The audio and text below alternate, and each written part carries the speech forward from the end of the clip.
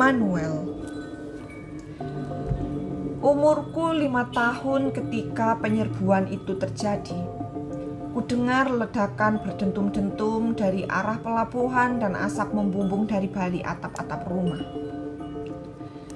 Di depan rumah, aku melihat orang-orang berlarian kian kemari dengan panik.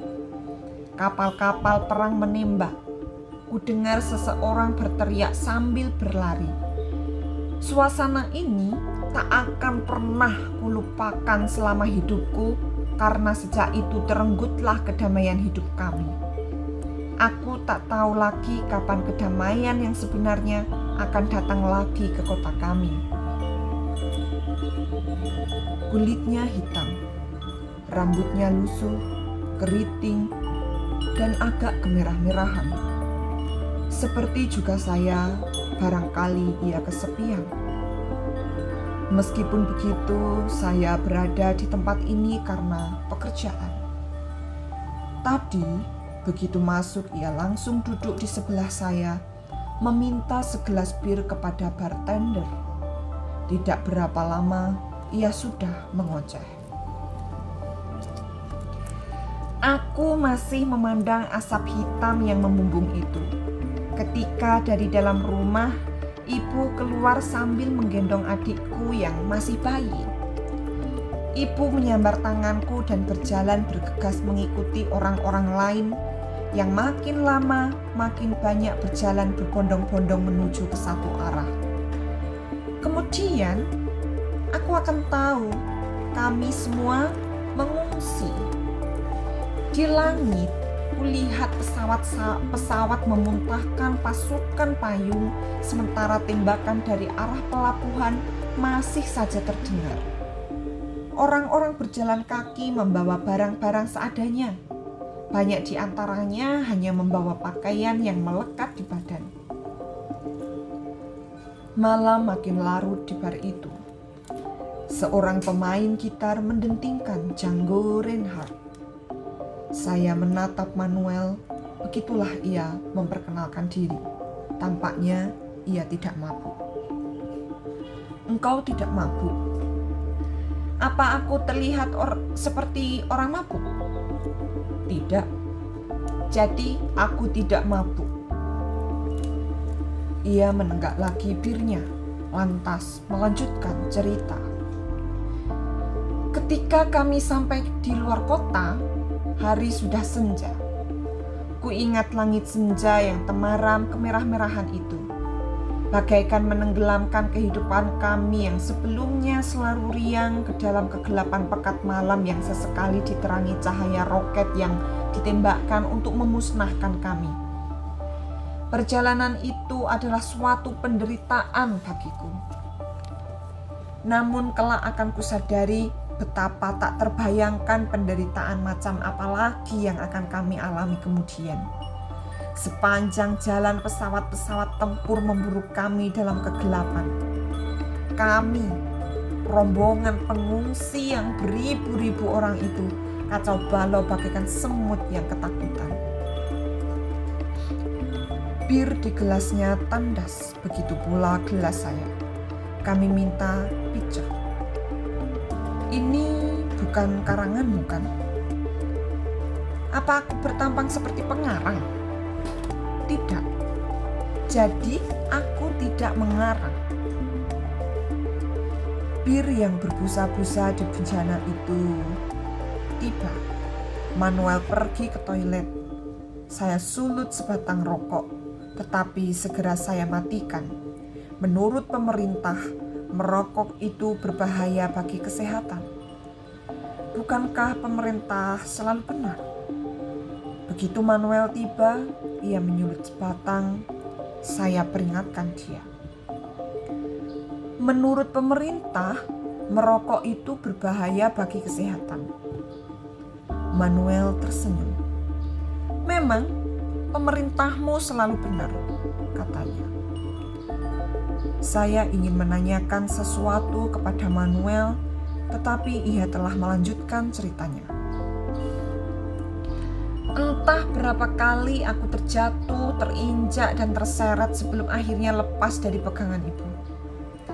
Kemudian hari aku diberitahu, waktu itu ibu tertembak dan tewas seketika. Adikku yang masih bayi merangkak-rangkak di antara kaki-kaki yang berlari. Katanya, seseorang telah menyambar dan menyelamatkannya. Sampai sekarang kami tak pernah bertemu lagi. Aku menangis dan berteriak, "Mama!" Tapi tiada seorang pun peduli. Kulihat mayat bergelimpangan sepanjang jalan dan aku berlari di atas tubuh orang-orang yang sudah mati maupun yang setengah mati sambil menangis. Sesekali aku terpeleset oleh genangan darah. Saya menyela, "Kok seperti film?" Hidup itu, Bung, memang seperti film. Saya menatap mata Manuel. Memang tidak seperti seorang pembual. Dia bercerita dengan sangat dingin, tidak berapi-api, seolah-olah pengalaman hidupnya itu tidak seperti film. Ternyata pemboman itu berlangsung selama 3 bulan. Ketakutan dan kengerian kami sampai hilang sama sekali karena barangkali telah melewati batas. Beribu-ribu saudara kami tewas bergeletakan tanpa kuburan di dalam hutan. Kami, anak-anak, menjadi hafal gerakan serangan pesawat terbang. Kami tak pernah lari bersembunyi dalam serangan kamuflase. Baru pada serangan yang kemudian kami lari ke lubang perlindungan. Pada malam hari kami pergi ke atas bukit menanti tembakan-tembakan meriam dari kapal dengan perasaan menunggu pesta kembang api. "Di manakah ayahmu?" Kata orang, ayahku dibunuh oleh teman-temannya sendiri. Mata Manuel menerawang. Saya sedang menduga-duga isi kepalanya. Apakah ia sedang berusaha menarik simpati saya? Aku hidup di dalam hutan sampai umur 17. Selama itu telah kusaksikan bagaimana kehidupan berjalan dalam bayang-bayang kematian. Perkawinan antar pasangan, kelahiran, dan penguburan semuanya berlangsung dengan perasaan setiap saat akan ada serangan mematikan. Jumlah kami sudah semakin menyusut. Kakak-kakak kami yang melakukan perlawanan bersenjata di gunung-gunung menganjurkan kami menyerahkan diri supaya tidak jatuh korban lebih banyak. Katanya, kami tidak boleh punah supaya bisa melanjutkan perjuangan. Sepanjang perjalanan pulang, kami mengarungi lautan tulang-tulang berserakan. Sesekali tengkorak menggelinding lewat entah dari mana. Kami tahu itulah tulang-tulang saudara kami yang tak terkuburkan. Kami memandang semua itu dengan perasaan yang hanya kami bisa merasakannya. Kami adalah orang-orang yang sudah tak lagi bisa merasakan kehilangan karena kehilangan telah menjadi kekayaan hidup kami. Kami tak lagi punya air mata untuk mengisi kehilangan kami karena air mata darah kami telah terkuras dalam kehilangan yang hanya menyalakan semangat perlawanan kami. Di antara anak-anak remaja yang turun gunung itu, banyak di antaranya adalah yatim piatu yang ketika masih bayi merangkak-rangkak di antara mayat-mayat bergelimpangan dan bergelimang darah. Mayat-mayat ayah, ibu, paman, dan bibi-bibinya. Tak seorang pun menolong bayi-bayi yang merangkak sendiri-sendiri sambil menangis itu karena pemboman yang bertubi-tubi telah mematikan jiwa orang-orang yang masih hidup. Seolah-olah tak ada jarak antara hidup dan mati. Sebagian dari bayi-bayi itu mati, sebagian lagi hidup dan ikut mengungsi bersama kami. Bisakah kau bayangkan akan jadi manusia macam apa mereka setelah dewasa nanti? Bir dalam pitcher pun ludes. Dunia rasanya mulai mengambang. Manuel memesan 1 pitcher lagi. "Awas, mabuk kau nanti." "Tidak akan semabuk hidupku, kawan." Django Reinhardt telah lama berhenti. Seorang penyanyi membawakan Mitzi. Ketika aku kembali ke kota kami itu, segala-galanya telah berubah. Kami bisa makan, kami bisa minum, tapi kami tidak memiliki diri kami sendiri. Kota kami yang damai itu kini penuh dengan pasukan asing. Banyak mata-mata berkeliaran dan selalu mencurigai kami. Kami bersekolah, tetapi kami tidak boleh berpikir dengan cara kami sendiri. Kami tidak berbicara dalam bahasa kami. Kami tidak mempelajari sejarah kami sendiri. Dan kami tidak mungkin mengungkapkan pendirian dan cita-cita kami. Karena setiap kali hal itu dilakukan, selalu ada yang ditangkap, disiksa, dan masuk bui tanpa diadili.